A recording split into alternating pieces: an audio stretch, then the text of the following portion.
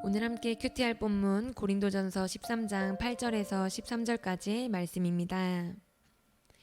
사랑은 언제까지나 떨어지지 아니하되 예언도 패하고 방언도 그치고 지식도 패하리라. 우리는 부분적으로 알고 부분적으로 예언하니 온전한 것이 올 때에는 부분적으로 하던 것이 패하리라. 내가 어렸을 때에는 말하는 것이 어린아이와 같고 깨닫는 것이 어린아이와 같고 생각하는 것이 어린아이와 같다가 장성한 사람이 되어서는 어린아이의 일을 버렸노라. 우리가 지금은 거울로 보는 것 같이 희미하나 그때에는 얼굴과 얼굴을 대하여 볼 것이요 지금은 내가 부분적으로 아나 그때에는 주께서 나를 아신 것 같이 내가 온전히 알리라.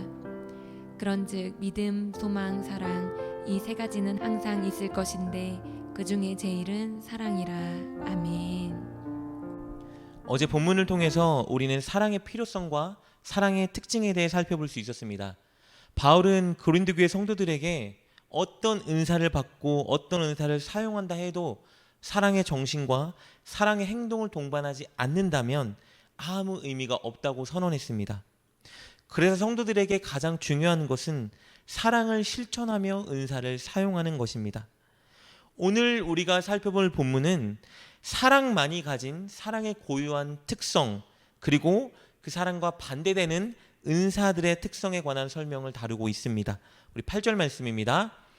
사랑은 언제까지나 떨어지지 아니하되 예언도 패하고 방언도 그치고 지식도 패하리라. 바울이 가르쳐주는 사랑만의 고유한 특성은 바로 영원성입니다. 바울은 사랑은 언제까지나 떨어지지 않는다고 선언합니다. 여기서 떨어지지 않는다는 말은 두 가지 의미를 가지고 있는데요. 첫 번째 의미는 결코 변하지 않는다는 의미입니다. 하나님의 사랑이 결코 변하지 않는 것처럼 사랑은 결코 변하지 않습니다. 두 번째 의미는요, 항상 있다는 의미입니다. 사랑은 결코 사랑의 효력을 잃지 않고 끝도 없이 영원히 지속될 것입니다. 이렇게 사랑은 영원하지만 반대로 하나님이 주신 은사들에는 끝이 있습니다. 바울은 8절에서 대표적인 은사로 예언, 방언, 지식의 은사를 언급하고 있습니다. 예언은 특별히 바울이 선호하는 은사 중에 하나고, 그리고 지식과 방언은 고린도 교회 성도들이 추구하고 선호하는 은사들입니다. 바울은 이 대표적인 세 은사들을 언급하면서 이것들을 사랑과 달리 마지막 때가 되면 다 패하여 없어질 것들이라고 말하고 있습니다. 그렇다면 왜 하나님께서 주신 은사들이 다 사라질까요? 우리 9절 10절 말씀입니다. 우리는 부분적으로 알고 부분적으로 예언하니 온전한 것이 올 때에는 부분적인 것으로 하던 것이 패하리라. 왜냐하면요, 예수님이 재림하시는 때에 이 은사들은 더 이상 필요가 없어지기 때문입니다. 여기서 온전한 것이라는 것은요, 예수님이 재림하셔서 우리를 영원한 천국으로 인도해 주시는 그 때를 의미합니다. 우리 12절 말씀입니다.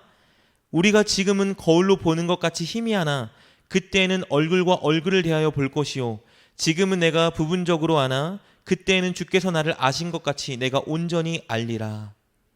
그 마지막 때가 되면 우리는 예수님의 얼굴을 직접 대면하여 볼 것이고 하나님에 대한 지식, 예수님에 대한 모든 지식에 대해 다 알게 될 것입니다. 지금 이 땅에서 우리는 하나님을 볼 수 없죠. 예수님의 마음과 뜻과 영적인 비밀들에 대해서 우리는 직접적으로 직통 계시를 받을 수 없습니다. 거울을 통해서 우리의 모습을 보듯이 우리는 예언과 감동과 성경이라는 매개체를 통해서 예수님에 대해, 하나님에 대해, 영적 비밀에 대해 간접적으로 알아갈 뿐입니다. 그러나 마지막 때가 되면요, 마치 전능하신 하나님께서 우리의 내면을 다 아시는 것처럼 우리도 주님과 이 땅의 영의 모든 비밀에 대해 다 알게 될 것입니다. 그래서 그때에는 은사가 필요하지 않습니다. 마치 해가 중천에 뜨면 전등빛이 필요하지 않은 것처럼 재림의 때가 되고 우리가 천국을 가게 되면 은사들은 다 필요가 없어지는 것입니다. 그렇다면 이 진리를 통해서 우리가 이 땅에서 받는 은사들의 특징을 발견할 수 있습니다. 은사는요, 부분적이고 그리고 철저히 현재적이라는 것입니다. 즉 은사는 하나님 나라인 천국에서는 필요한 것이 아니고 오직 지금 우리가 살아가는 이 교회 시대 현실에서 필요한 것입니다. 바울은 이것을 더 자세히 설명하기 위해서 또 다른 예를 듭니다. 11절 말씀입니다. 내가 어렸을 때에는 말하는 것이 어린아이와 같고 깨닫는 것이 어린아이와 같고 생각하는 것이 어린아이와 같다가 장성한 사람이 되어서는 어린아이의 일을 버렸노라. 여기서 바울의 요지는요, 현재와 미래의 차이입니다. 즉 우리가 살아가고 있는 오늘 교회 시대와 마지막 재림 시대의 차이를 말하고 있는 것입니다. 어린아이의 행위는 어린 시절에만 적합합니다. 다 큰 성인이 되어서 어린아이처럼 말하고 행동한다면 그것은 적절하지 못하겠죠. 마찬가지로 은사는요, 현재 우리가 살아가는 교회 공동체의 삶에 필요하고 적합한 것입니다. 마지막 때 예수님이 재림하시고 구원이 완성될 때는 은사는 적합한 것이 아닙니다. 그때가 되면 은사는 필요하지 않은 것입니다. 그렇다면 은사는 오늘 살아가는 우리에게, 우리 교회에 왜 필요한 것일까? 그것은 바울이 누누이 말한 것처럼 바로 교회의 덕을 세우기 위해서입니다.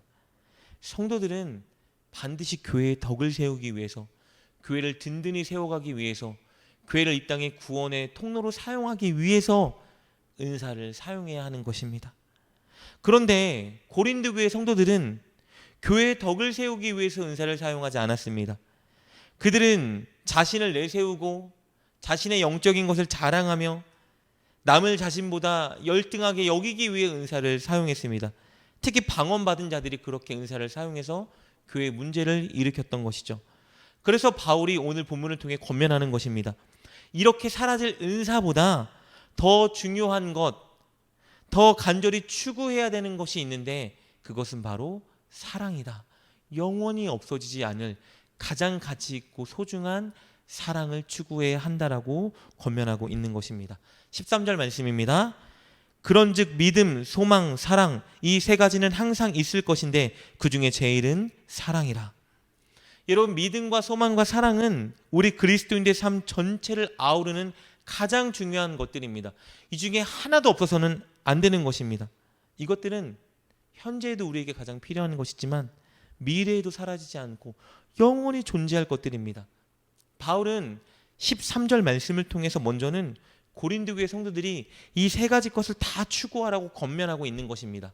그런데 끝으로 그 중에서도 사랑이 정말 위대하다고 찬양하고 있죠. 왜냐하면 사랑은 하나님의 본성 그 자체이기 때문입니다. 그리고 사랑은 믿음과 소망이 존재해야 되는 근거이기 때문인 것이죠. 그러나 오늘 본문의 말씀을 오해하면 안 됩니다. 은사는 열등하고 쓸모없으니 은사에는 관심을 끄고 늘 사랑만 추구하면 되겠네? 이것은 정말 큰 오해입니다. 여러분, 은사는 오늘 이 시대의 교회를 유익하고 바르게 세우기 위해서 반드시 필요한 것들입니다. 우리는 은사를 사모해야 되고 은사를 사용해야 됩니다. 다만 은사를 사용할 때 있어서 반드시 사랑을 동반해 사용해야 한다는 것입니다. 사랑하는 여러분, 사랑이 가장 중요한 것입니다. 여러분은 사랑을 추구하고 계신가요? 우리 인생의 가장 큰 목표, 날마다 삶의 가장 큰 목표는 바로 사랑을 갖고 사랑을 실천하는 사람이 되는 것입니다. 꼭 사랑을 늘 갖기 위해 그걸 사모하시고 그것을 위해 기도하시고 그리고 늘 사랑을 실천하여 가장 좋은 것을 소유하는 여러분 되시기를 주님의 이름으로 축복합니다. 기도하겠습니다. 하나님, 우리가 늘 사랑을 갖기 위해 기도하고 사랑을 행하는 것을 추구하게 하여 주옵소서. 그것이 날마다 일평생 우리의 목표가 되게 하시고 그리하여 하나님의 성품을 드러내며 교회를 유익하게 세워가는 도구로 사용받게 하여 주옵소서. 예수님의 이름으로 기도드립니다. 아멘. 오늘 말씀을 통해 깨닫고 결단한 것은 무엇입니까? 그것을 붙들고 하나님께 기도합시다. 그리고 그렇게 실천하며 하루를 살아가는 여러분 되시길 주님의 이름으로 축복합니다.